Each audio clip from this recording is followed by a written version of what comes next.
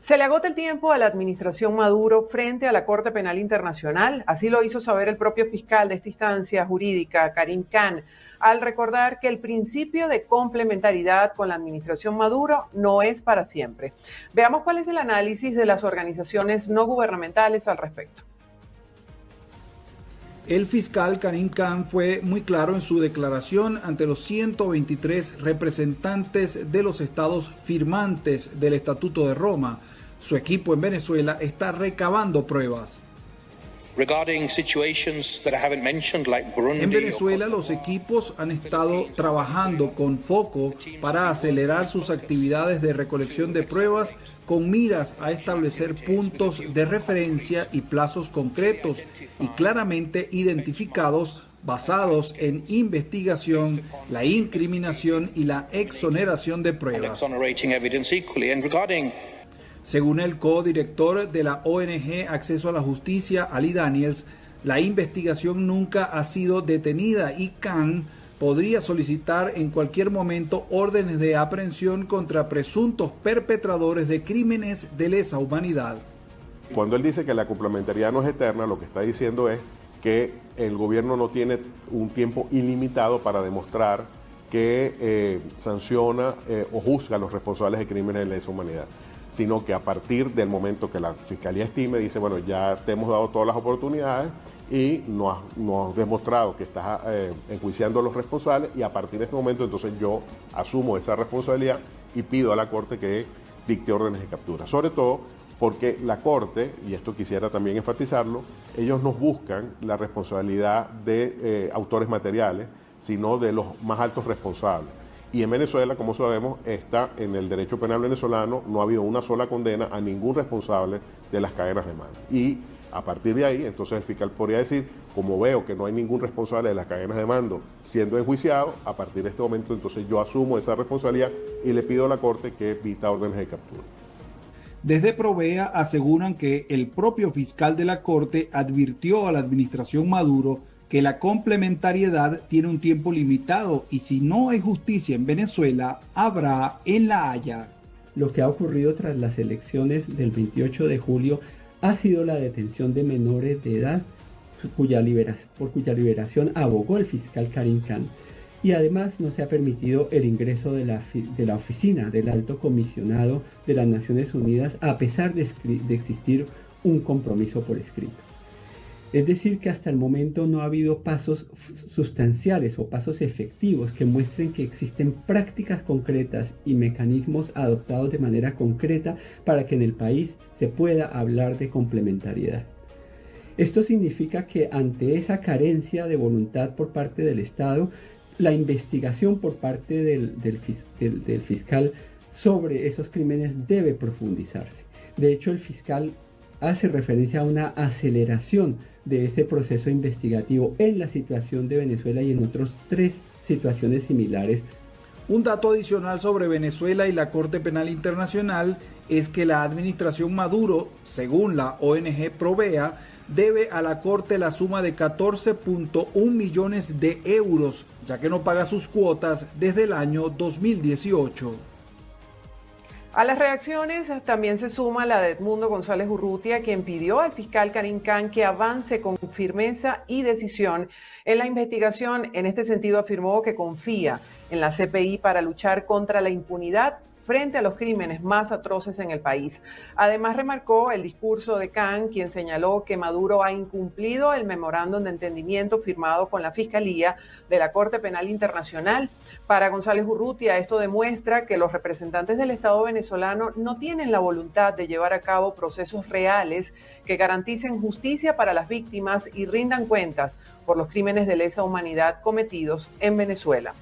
Entre tanto, la Corte Interamericana de Derechos Humanos condenó este lunes al Estado venezolano por violar los derechos políticos del ex candidato presidencial Enrique Capriles Radonsky durante el proceso electoral celebrado en 2013, lo que concluyó la negación a una auditoría de votos y el uso abusivo del aparato estatal en favor de Nicolás Maduro. En un acto de notificación de la sentencia a las partes, la presidenta de la Corte Interamericana de Derechos Humanos, Nancy Hernández, sostuvo que el Estado venezolano es responsable por violaciones a los derechos políticos, garantías judiciales, protección judicial, libertad de expresión y el derecho a la defensa.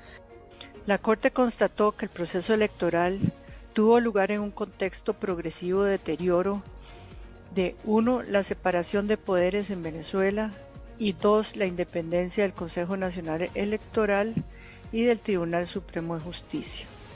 En el caso, la Corte acreditó la existencia de un uso abusivo del aparato del Estado durante el proceso electoral que favoreció al candidato oficial Nicolás Maduro Moros y en consecuencia afectó la integridad del proceso electoral y los derechos políticos del señor Capriles y de sus electores.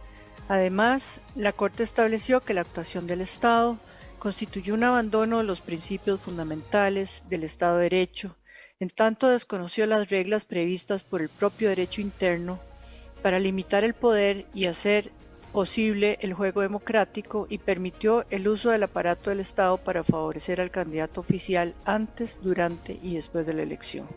La sentencia a las partes fue transmitida por redes sociales, sin embargo, la administración de Nicolás Maduro no acreditó a ninguno de sus representantes. Además, la Corte Interamericana de Derechos Humanos explicó que Nicolás Maduro obtuvo ventajas capaces de incidir en el equilibrio de la contienda electoral mediante el uso de recursos estatales a favor de su campaña, de la realización de actos de proselitismo por parte de funcionarios públicos de alto nivel en ejercicio de sus funciones y de la existencia de presiones indebidas sobre funcionarios públicos de cara a las elecciones presidenciales de 2013 en Venezuela. Además, se determinó que durante la campaña electoral existió una cobertura desproporcionada de los medios públicos en favor de la candidatura de Nicolás Maduro. En las elecciones presidenciales celebradas en 2013, el Consejo Nacional Electoral de Venezuela indicó que Capriles Radonsky obtuvo 49.12% de los votos frente al 50.61% de Maduro, resultados que fueron cuestionados por el opositor en ese momento. Y la Iniciativa Democrática de España y las Américas condenó que la Embajada Argentina en Caracas sea usada a su juicio como una cárcel y pidió a Brasil, al Vaticano y a la Cruz Roja proteger a los opositores venezolanos asilados en esa sede diplomática. 29 expresidentes miembros de la Iniciativa Democrática de España y las Américas mostraron su descontento por las violaciones denunciadas contra los 6 asilados en la Embajada de Argentina en Caracas, que está bajo la custodia de Brasil, y calificaron este hecho como un intento de transformar la Embajada Argentina en una cárcel de la administración de Nicolás Maduro. Destacaron que el hecho atenta gravemente contra las bases del derecho internacional y humanitario. Los exmandatarios afirmaron en un comunicado que conocen el trato inhumano y degradante y las condiciones de aislamiento a las que están siendo sometidos los venezolanos asilados en la Embajada Argentina en Caracas, colaboradores inmediatos de María Corina Machado, a quienes se les impide recibir los servicios vitales y médicos. Además, recalcaron el acoso del que aseguran es víctima Corina Parizca de Machado, madre de la líder opositora, considerando que tanto ella como los asilados en la Embajada Argentina son víctimas de lo que calificaron de prácticas de terrorismo de Estado, tal como los ha calificado la Comisión Interamericana de Derechos Humanos. En consecuencia, pidieron al presidente de Brasil, Luis Inácio Lula da Silva, una actuación firme al respecto, al igual que a los gobiernos y organizaciones internacionales con representación diplomática en Venezuela. En tal sentido, exhortaron al Nuncio Apostólico en Caracas y al Comité Internacional de la Cruz Roja a asumir los deberes de protección humanitaria que les corresponden en el caso. El fiscal general de Venezuela, Tarek William Saab, afirmó que no hay ni una sola denuncia contra los cuerpos de seguridad por los 28 asesinatos cometidos luego de las elecciones del 28 de julio. Quiero entonces recordar que fueron 28 personas asesinadas por esos mal llamados comanditos. 195 personas resultaron heridas, 98 civiles y 97 funcionarios policiales y militares. 486 bienes fueron afectados.